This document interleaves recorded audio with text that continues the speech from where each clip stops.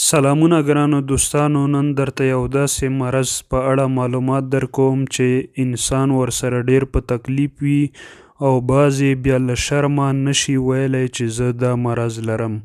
دوستانو، د بواسیر مرض په اړه نن درته معلومات درکوم. بواسیر مرض د انسان د مخرج سره نږدې د کولمو پړسېدلو ته وایي، او دا پړسېدل بیا په دوه ډوله دي: دننه په کولمو کې او بهر د مخرج پر څنډو باندې. د دې ناروغۍ د اسبابو په اړه ویل کېږي چې په دې اړه کومه خاصه نظریه نشته، خو په عمومي ډول قبض، حمل او ځینې نور اسباب یې لامل کېدلی شي، خصوصا کله چې د فاضله موادو په اخراج کې ډیر تکلیف موجود وي. نفسي حالت هم په دې کې رول لري، ځکه کله کله د نفسي حالت څخه هم انسان ډیر قبض کېږي، او قبض د بواسیرو په ناروغۍ کې مهم رول لري. د بواسیرو د عرایضو په اړه ویل کېږي چې د مخرج څخه وینې تلل، خارش کول، په داسې حال کې چې د مخرج څخه د باندې پړسوب موجود نه وي. دوهم حالت کې بیا د وینې تلل وي او هم پړسوب په داسې شکل ورسره وي چې په کېکاږلو بیرته ښکته کېږي. او دریم حالت کې بیا د وینې تلل ډیر کم وي، خو پړسوب همیشنی وي، او له کبله یې کله دغه پړسوب سوری کېږي چې ډیر سخت دردناک وي، او د دې علاج کول بیا حتمي شي، او عموما د دې د علاج لپاره ډاکټر جراحي عملیات کوي. علاج یې په دوه طریقو سره کېږي: یو داسې چې ډاکټر دوا ورکوي او خوراکونه ورښیي چې دا او دا وخوره، مثلا اوبه ډیرې څښه، سګریټ او نشه مه کوه، ورزش ډیر کوه، او داسې خوراکونه مه کوه چې قبض راولي. او دوهم علاج یې د جراحي عملیاتو په واسطه ترسره کېږي. دا عملیات ډیر ماهر ډاکټر غواړي، ځکه چې کله ډاکټر هغه پړسېدلې برخه پرې کوي، هغه باید د دې خیال وساتي چې ډیره برخه پرې نه کړي.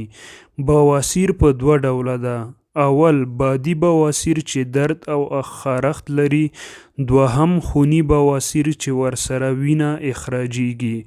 لاملونه یې: قبضیت، د نه هضمېدونکو شیانو خوړل، د سرو مرچکو ډیر کارول، نشه یي توکي لکه اپین او بنګ ډیر کارول. نښې نښانې: په مقعد کې درد او خارښت موجود وي، د نارینه ځانګړی ځواک کمزوری کوي، ناهضمي، د خولې د خوند خرابوالی، په معده او سینه کې مشکلات، بېخوبي، کانګې او داسې نور.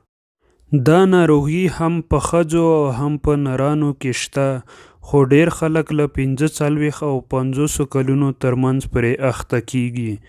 د ناروغۍ عوامل: د مقعد د وینې په ورید رګونو د دوامداره فشار موجودیت، چې دا کیدای شي د مریض د اناتومي سیستم له امله وي، یعنی په یو شمېر ناروغانو کې چې چاغ وي، خېټه په مقعد فشار واردوي او هلته د وینې حرکت له ستونزو سره مخامخ کوي.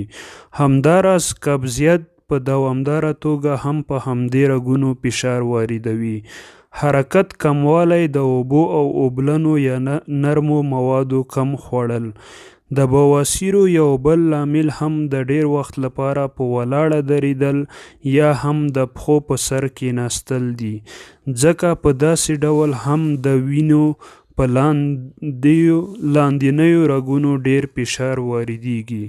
د وزن ډیریدل: په ښځو کې امیدواري، د وینې د چربي او غوړو زیاتوالی، په زړو خلکو کې د عضلاتو شلوالی او د رګونو د مقاومت کمزوري.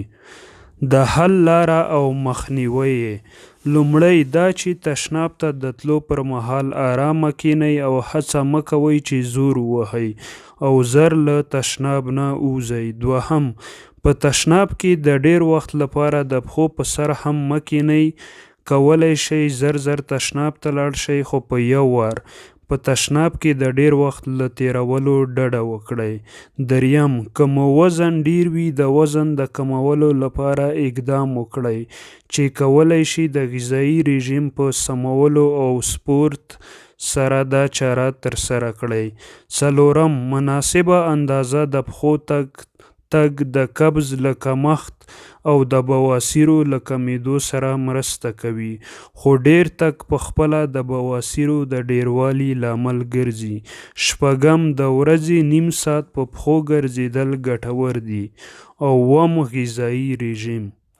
ګرانو دوستانو، که غواړئ دا رنګه نور معلومات ویډیوګانې وګورئ نو زموږ چینل سبسکرایب کړئ. مننه.